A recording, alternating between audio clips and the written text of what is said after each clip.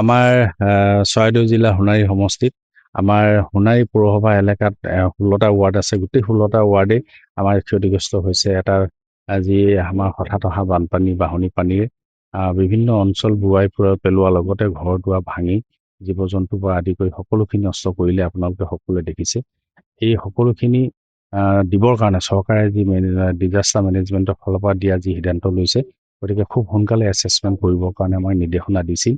আৰু সেই এছেছমেণ্ট কৰিবৰ কাৰণে আজি শুভাৰম্ভ কৰিছোঁ, যাতে কোনো বস্তু ক্ষতি হোৱাৰ, যিকোনো বস্তু ক্ষতি হোৱাৰ যাতে লিষ্টত আহে আৰু সকলোখিনি ক্ষতিপূৰণ দিবৰ কাৰণে আজি চৰকাৰে সিদ্ধান্ত লৈছে।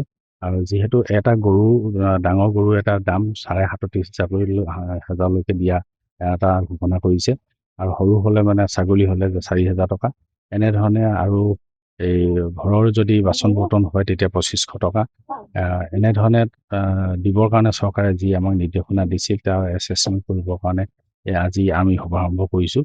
গতিকে খুব কম দিনৰ ভিতৰত এইটো এছেছমেণ্ট কৰি শেষ হ'ব।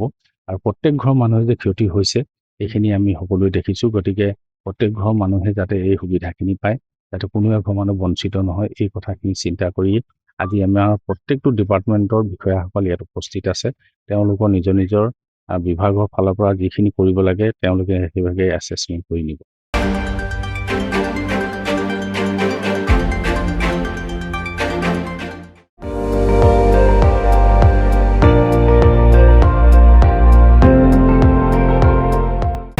আপুনি চাই আছে ND24, সৰ্বশ্ৰেষ্ঠ নহয়, সৰ্বোত্তমৰ দৌৰ।